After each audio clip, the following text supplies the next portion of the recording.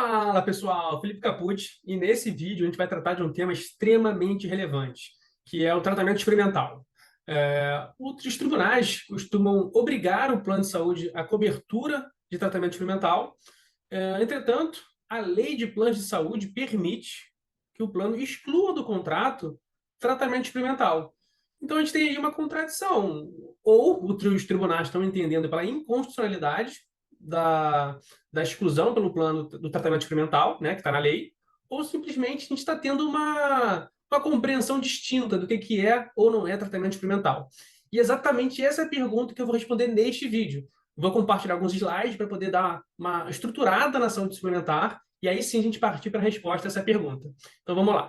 Então, esse é o tema do vídeo. O plano de saúde ele é obrigado ao fornecimento de tratamento experimental. O STJ, em setembro agora de 2023, entendeu que sim, que o plano é obrigado.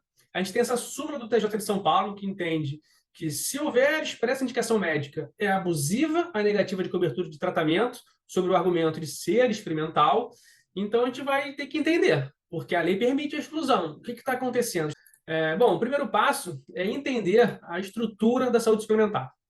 A gente tem, na verdade, o que é a saúde suplementar, né? São os contratos de plano de saúde, seguro-saúde, que o beneficiário paga uma contraprestação mensal para o plano, né, ou para a seguradora, para ter acesso a serviços de saúde. Então, dentro dessa estrutura, a gente tem a Constituição, a gente tem a Lei de Plano de Saúde, a Lei da ANS, o CDC, que é o Código de Defesa do Consumidor, o Código Civil, a Lei do Ato Médico, a gente tem a Lei do Conselho Federal de Medicina, a Lei da Anvisa, ou seja, é muita lei. Então, a gente precisa entender o sistema como um todo e a lógica do sistema para poder responder aquela pergunta, tá? Que a gente está fazendo aqui no início do vídeo. Então, como estrutura, né? A Lei das Operadoras, a gente tem o quê? A gente tem a Anvisa, a gente tem o Conselho Federal de Medicina e a gente tem a ANS. Cada uma vai ter uma atribuição, tá? Vão ter atribuições nas respectivas leis. Então, por exemplo, a Anvisa. A lei da Anvisa dispõe que, aqui para o nosso interesse da saúde suplementar, a Anvisa tem atribuição para registrar e autorizar comercialização, fabricação, importação de medicamentos, insumos para diagnóstico e equipamento hospitalar. Então, a atribuição da Anvisa é, em síntese, verificar se um produto ou um equipamento gera risco para a saúde pública. Não gera risco para a saúde pública? Opa, ok. Já temos aí a primeira análise favorável ao registro ou autorização. E aí a Anvisa também analisa a documentação administrativa de quem está solicitando o registro para importar um produto, para registrar e comercializar um produto.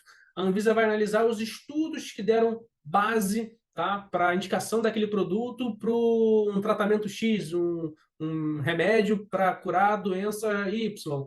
Então, a Anvisa vai fazer todo esse estudo, tá, da potencialidade daquele fármaco para a saúde pública, da eficácia daquele fármaco para tratamento de uma condição de saúde específica, vai analisar a estrutura administrativa, a pessoa jurídica que está pedindo esse registro. Então, assim, essa é a atribuição da Anvisa na saúde suplementar, tá? Para fins desse vídeo.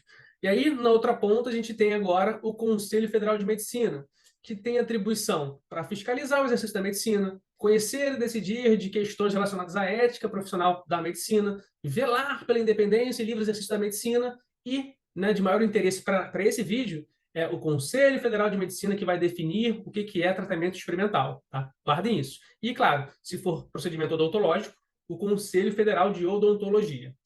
E aí a gente tem, por fim, a ANS, que tem como atribuição elaborar um rol que vai ser referência básica. Básica, tá? Referência básica e não referência exaustiva. Tá? Se atentem ao conceito da palavra, né? Porque a interpretação literal é o ponto de partida. Então, o que é básico não pode ser exaustivo. Enfim, a ANS também tem que, como atribuição regular, regras de credenciamento e descredenciamento de prestadores, zelar pelo cumprimento e funcionamento adequado das operadoras, regulamentar a lei de plano de saúde, ou seja, se você for ler as atribuições da ANS, está muito mais relacionada à organização administrativa das operadoras, que deve ser estruturada, como ela deve atuar para fornecer os atendimentos, as respostas às solicitações dos beneficiários, a questão do equilíbrio econômico-financeiro da própria operadora, algumas regulamentações em relação aos reajustes, às modificações de contratos, enfim.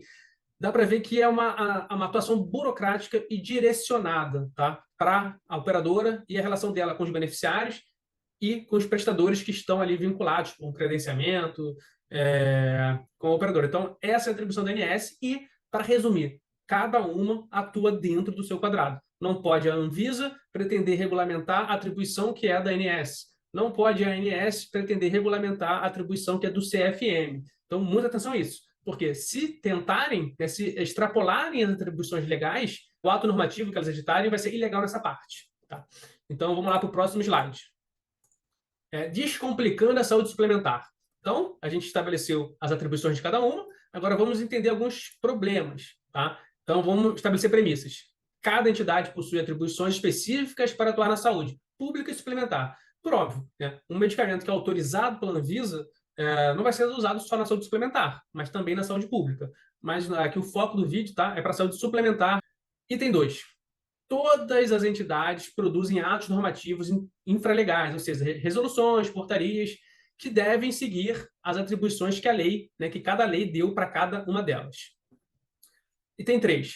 A ANS tem a atribuição para elaborar um rol referência, um rol básico e regulamentar, né, administrativamente o setor, né, que eu expliquei que é aquela regulamentação em relação às formas das operadoras atuarem, formas administrativas, financeiras, enfim. Então, a ANS tem atribuição para fazer um rol básico. Cabe ao CFM e ao CFO, né, na área da odontologia, determinar o conceito de procedimentos experimentais. Muito importante isso, tá? Que vai também dar ensejo para a resposta lá no final da nossa pergunta inicial. Item 5. Não é atribuição da ANS determinar o conceito de procedimentos experimentais.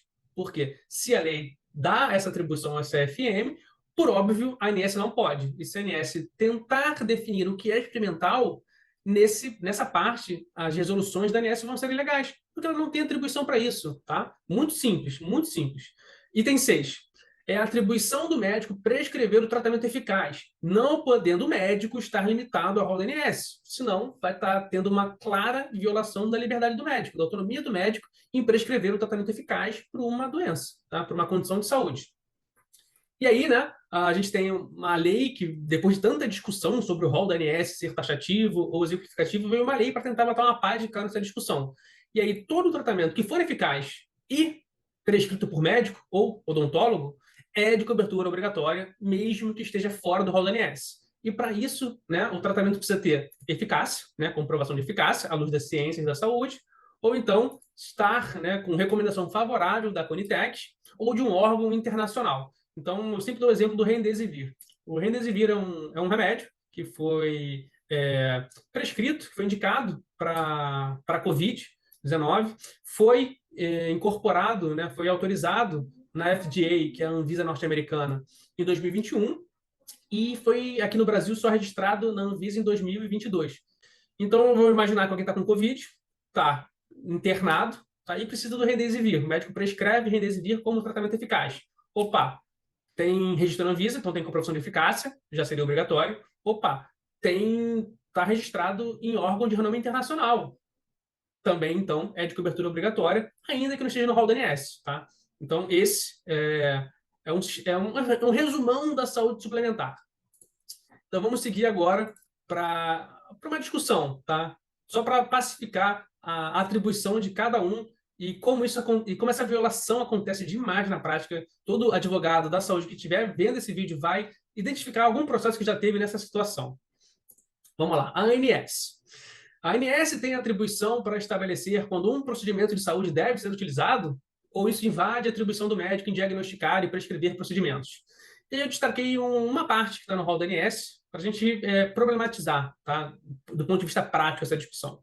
A gente tem a mastoplastia em mama e reconstrução de mama com prótese decorrente de lesões traumáticas ou tumores. Então, se você teve lá um tumor de mama e, eventualmente, foi necessário a mastoplastia, a mastectomia e a reconstrução, o plano é obrigado a cobrir, está no rol, indiscutível. Agora, vamos imaginar que você tem uma hipertrofia mamária. É uma condição de saúde que está na CID da OMS.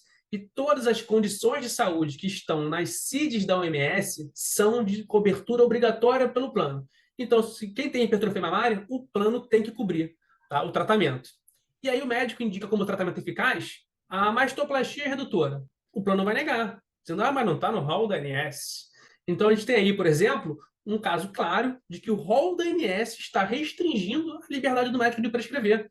Porque o médico não pode prescrever tratamento eficaz, que é a mastoplastia, no caso específico. É claro que pode, e os tribunais têm reconhecido que essa negativa do plano em fornecer a mastoplastia redutora para quem tem hipertrofia mamária é uma prática abusiva. Por quê? Porque é o tratamento eficaz que determina o médico e não a ANS. Então, tem muitos exames, por exemplo, o PET scan, que o ANS lá no rol determina não, só pode ser utilizado o PET scan nessas condições. Mas e se o paciente tiver uma outra condição que seja necessário o PET scan? O médico vai prescrever e o plano não vai cobrir?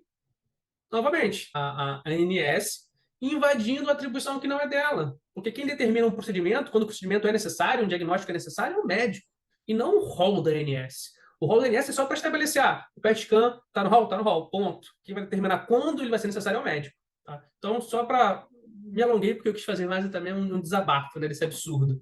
Mas, enfim, e aí eu vou jogar essa discussão e vou sair correndo, porque não vou enfrentar, até porque o vídeo nem daria tempo, ficaria um vídeo muito extenso. Mas o canabidiol tem autorização de importação na Anvisa e a resolução do CFM proibiu que os médicos receitem para algumas condições. Atualmente essa resolução do CFM está suspensa, tá? Mas vamos discutir. A Anvisa já pacificou que não tem risco à saúde pública. E aí o CFM pode restringir a utilização do médico? Enfim, vamos seguir, vamos deixar isso para reflexão de cada um. Vamos resolver aqui a problemática. Tratamento experimental. A discussão. A lei permite que o plano não ofereça cobertura para tratamento experimental. O STJ e a súmula do TJ dizem que o tratamento experimental deve sim ser coberto. Senão, a negativa do plano vai ser abusiva. E agora, né? O que a gente faz? Vamos estabelecer algumas premissas, tá? Por quê? Os julgamentos do STJ e a própria súmula do TJ de São Paulo, eles levam como referência o conceito de tratamento experimental que é dado pela ANS de décadas. As resoluções da ANS, elas vêm determinando o que é tratamento experimental, sendo que ela não tem atribuição. Por que é experimental? Experimental, em síntese, é o que não é eficaz. Né? É o que se está experimentando para verificar se tem eficácia.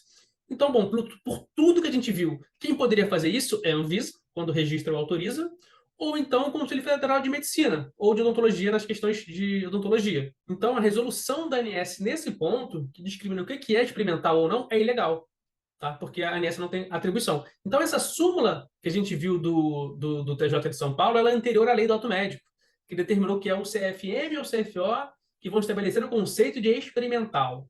Então, só pode ser negado, no primeiro momento, o que o CFM e o que o CFO dizem ser tratamento experimental.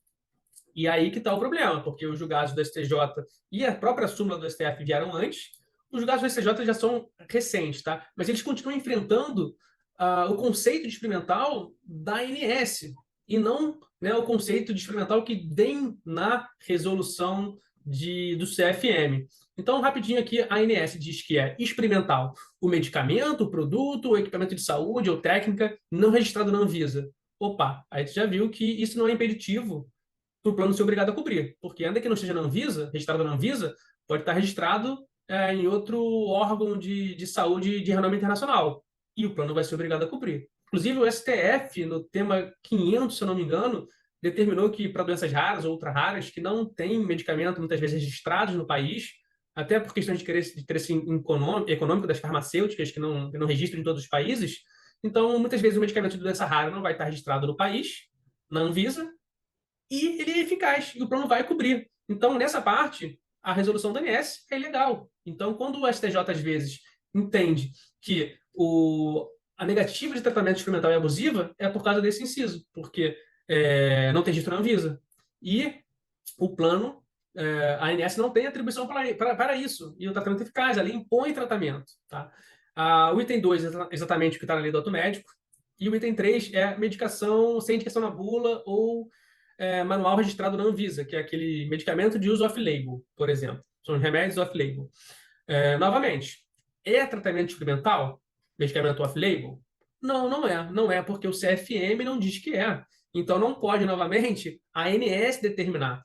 Então, vamos supor aqui um medicamento que é registrado para finalidade X no Brasil, mas ele funciona para condição de saúde X e Y. E aí não tem registro no Brasil, mas tem estudos de eficácia desse medicamento para condição de saúde Y. Ou então, tem para condição Y, né, para tratamento da doença Y, tem registro em outros órgãos internacionais. Ou então tem recomendação da Conitec. Então, novamente, o plano vai ser obrigado a cobrir. E o que os planos fazem? Negam, dizendo que é experimental. Porque para o plano se baseia no que a ANS diz. Só que a ANS não tem atribuição legal para dizer isso. Então, em resumo, tá? Vamos finalizar aqui o vídeo.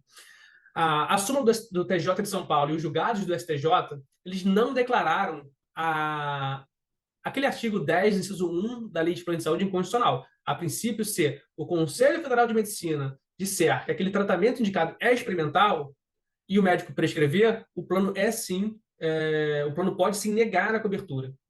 Agora, se o plano nega a cobertura porque é um medicamento off-label ou porque não tem registro na Anvisa, isso sim pode ser considerado uma prática abusiva e é o que os tribunais enfrentam, porque se tem comprovação de eficácia, o plano é obrigado a cobrir, ainda que seja off-label e ainda que não tenha registro na Anvisa. E é isso, pessoal. Espero que tenham. Deixa eu fechar aqui o compartilhamento. Espero que tenham curtido, tá, as explicações, espero que tenha ficado de maneira clara. Se tiverem com dúvidas, podem botar aqui nos comentários, tá? Eu abordo alguns desses temas nos meus e-books da saúde suplementar, vou deixar também o link aqui na mensagem. Eu estou preparando um CPC da saúde, que vai ajudar, vai auxiliar muito nas dúvidas que eu recebo, né, dos meus colegas. E, bom, é isso, pessoal. Fiquem bem.